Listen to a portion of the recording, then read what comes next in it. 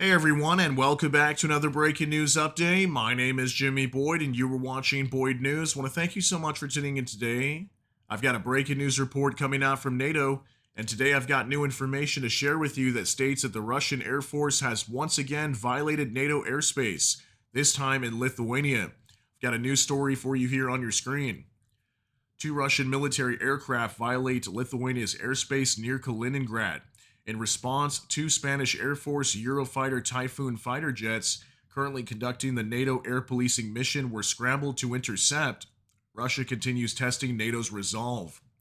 So this is going to be the first time we've heard reports of NATO airspace being violated ever since over the past couple weeks we've been hearing from top NATO leaders warning Russia that if they happen to violate their airspace again, especially with Russian aircraft, they could possibly be shot down. So what I'm hearing was during the situation, these aircraft were not shot down, but apparently this happened right on the border between Kaliningrad and Lithuania. We know Kaliningrad is a Russian stronghold that's separated from the mainland of Russia, that's slammed right between Poland and Lithuania. So apparently these two aircraft had flown directly into Lithuanian airspace and then eventually, I believe, back into Kaliningrad. It was an Ilyushin 78 refueling aircraft that you see here, which is that larger aircraft on the top. And then also it was an Su-30, fighter jet that was also tagging along. So yeah, this is very dangerous situation that's going on here. I mean, we continue to see the Russians violating airspace of NATO. And I'm very curious to see why Lithuania did not respond with any show of force. Now, they did obviously intercept these jets that were flying in their airspace, but obviously it looks like they just escorted them out of NATO territory. So I'm going to show you guys an article that talks more about this today. And then after that, we're going to hop on over to X with a statement from Lithuania's president confirming the airspace violation from Russia. And also, Russian President Vladimir Putin has responded to new U.S. sanctions targeting Russia's oil industry today. He also warned U.S. President Donald Trump of major escalation if Tomahawk missiles are given to Ukraine. So I want to show you some statements coming out from Putin today as well. Then we also have an update on a strike that was carried out overnight by Ukraine on the Plasmas defense plant that was producing ammunition for the Russian military. I'm going to show you guys some new pictures coming out with that huge explosion and the damage over there to that plant. So let's jump into the news. We're going to hop on over here to Mainstream News Report with Yahoo News, and they are citing Reuters today. It says two Russian military aircraft briefly entered NATO member Lithuania's airspace. This coming out today, October 23rd, 2025. You can see right here. The information reads, two Russian military aircraft entered NATO member Lithuania's airspace on Thursday for about 18 seconds, Lithuania's military said. The two aircraft, an Su-30 fighter and an Ilyushin 78 refueling tanker, were possibly on a refueling training mission when they flew 700 meters into Lithuania from Kaliningrad at about 1500 GMT, the military said.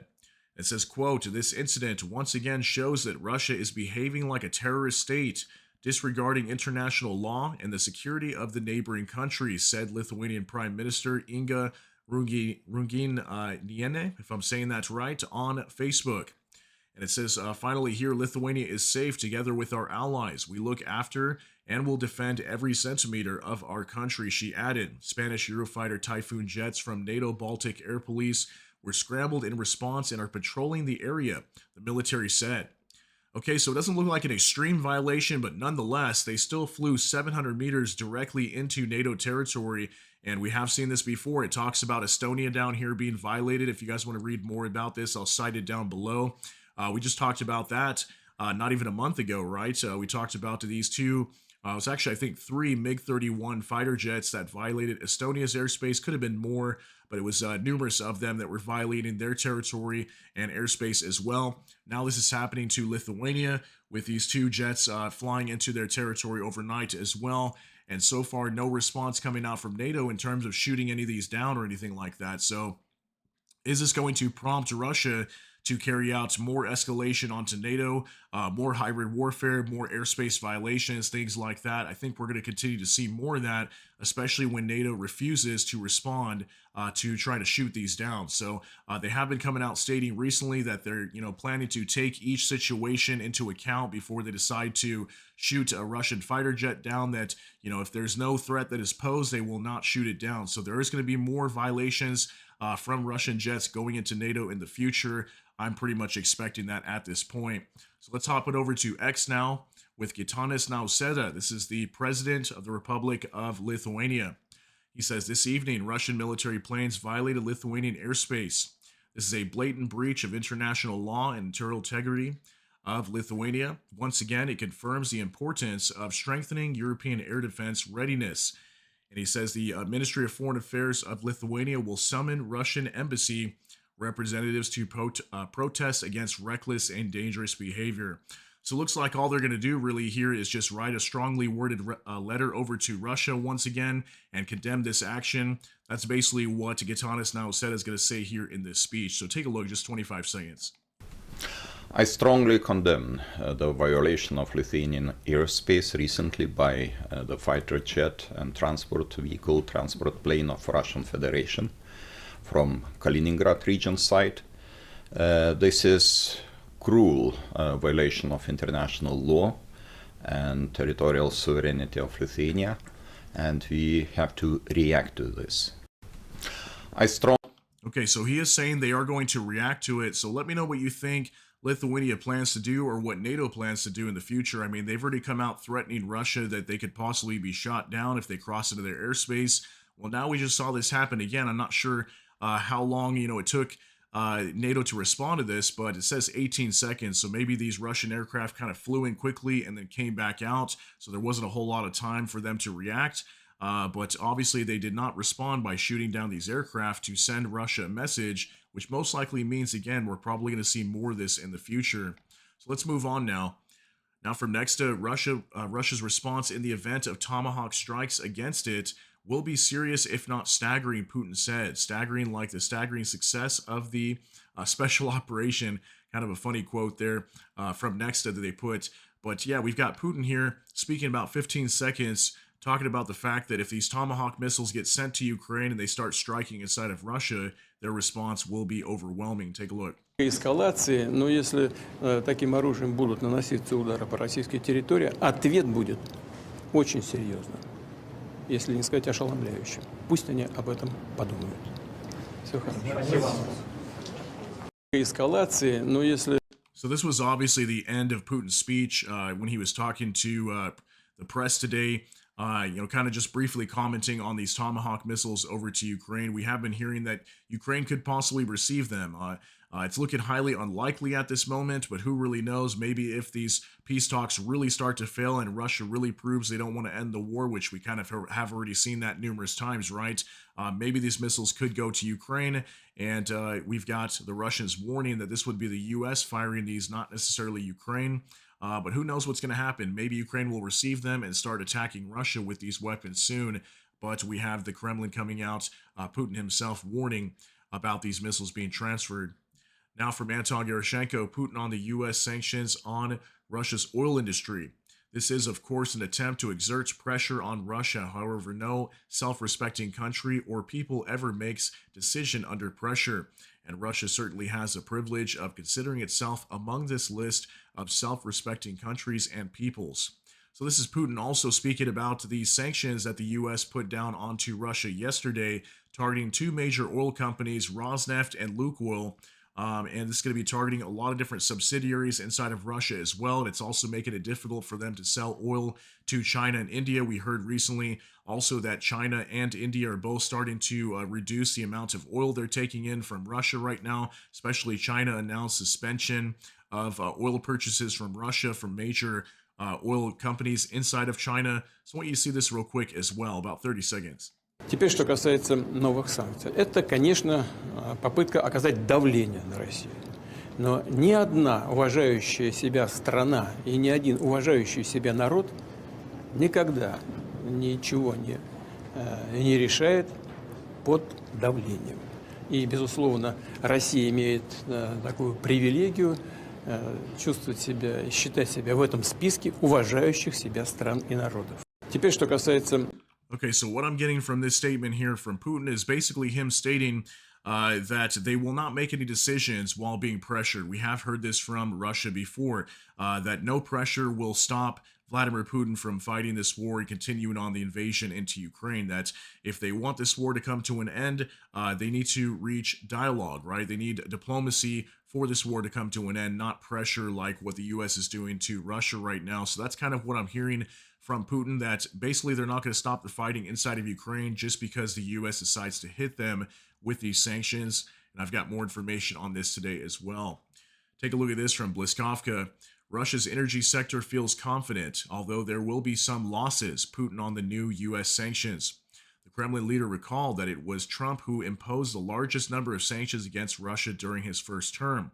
And it says, quote, "We need to understand who exactly is advising the current administration to make such decisions," the dictator complained. Okay, so Putin basically saying here that he doesn't think that these are going to affect the Russian economy as much. He says that the energy sector feels confident, although he is confirming that there will be some losses within the Russian economy due to these economic sanctions coming from the United States. So it looks like it is going to affect them in some way. We'll have to see how things play out here over the next few weeks. It's going to take time for these sanctions to come into effect.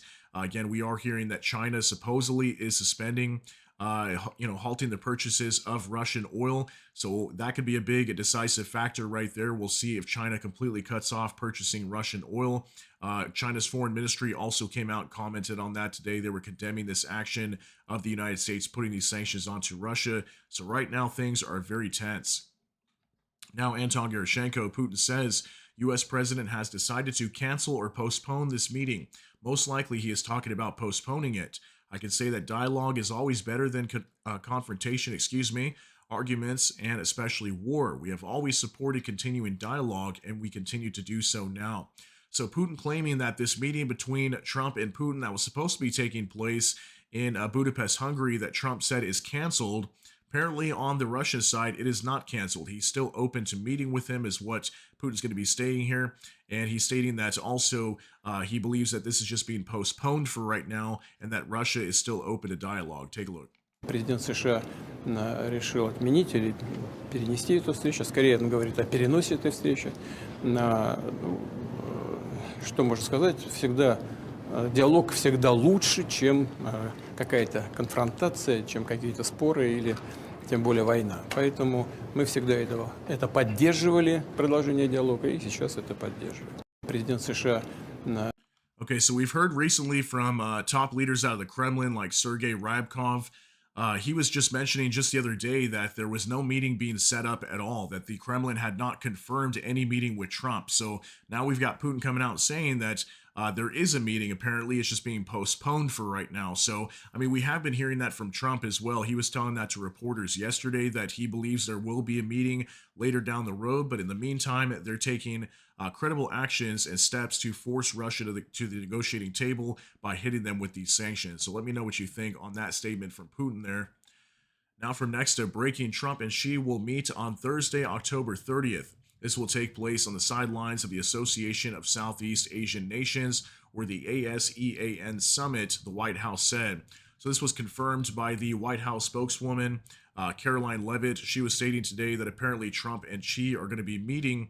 This is mostly in regards to trade talks more than anything. We know right now the U.S. and China are actively involved in a trade war with each other. They're raising tariffs and cutting off rare earth minerals. China's doing that right now to the world. So lots of tensions between, the United States and China recently in terms of this trade war. Just wanted to give you an update that apparently they're going to be meeting very, very soon. I wonder if Trump will talk to Xi Jinping also about their support to Russia, because we've been seeing so many reports about, the Chinese supporting the Russian military, sending them all kinds of equipment. So just want to give you a quick update on that. That was some pretty big news today. And if you live in the United States, that's big news in terms of tariffs and things like that, trade between China and the United States. So now our final update here, footage of the aftermath of an explosion at an ammunition factory in the Chelyabinsk region. of the Russian Federation is being published online. According to Russian media, at least 12 people have died and another 10 are considered missing. The photo shows scattered remains of ammunition and detonators. So it's going to be the Plasmis defense plant producing ammunition for Russia's military. Looks like we had some debris that flew way over here. Also, and the plant's going to be over here in this area. You can see all these firefighters and worker crews that showed up on site after this explosion took place overnight. Allegedly, a Ukrainian drone struck this building, again, producing explosives, all kinds of different rounds, ammunition for Russia's military, I think even for like artillery shells and things like that. Massive explosion over here after Ukrainian drone struck this plant. Look at the destruction to this building. Allegedly, about 12 people have lost their lives that were working at this plant at the time, and also another 10 are missing according to this report. So just wanted to share this update with you guys. We did have a video that came out earlier this morning that showed a huge fireball that came from this plant as it was detonated from a Ukrainian drone that supposedly slammed into the plant. And we've got all this debris everywhere that was flown all over the place and complete destruction to this plant and building. So that was a huge hit by Ukraine that was being reported by a drone that slammed into it. And this is really going to hurt Russia's military. This is in comparison to that strike that we had, I think it was yesterday, the day before, on that Bryansk chemical plant. That was a very big hit as well that we heard could have wiped out a large majority of that facility. It was hit by British Storm Shadow missiles. And that was another chemical plant similar to this one producing explosives for the Russian military. So Ukraine carrying out some pretty crazy strikes over here lately. Just want to give you an update on that situation. I'll continue to follow this story of this airspace violation onto Lithuania and also some of the statements coming out from Putin today. So guys, I want to thank you so much for tuning in. Let me know what you think about all these details down below in the comment section. That's going to be it for today's update. If you got something out of this, please smash that like button. Also, if you enjoy my content, please consider subscribing down below. Hit the notification bell. That way YouTube can notify you. With that, hope you all have a great day. Everybody take care and God bless, and we'll see you in the next one.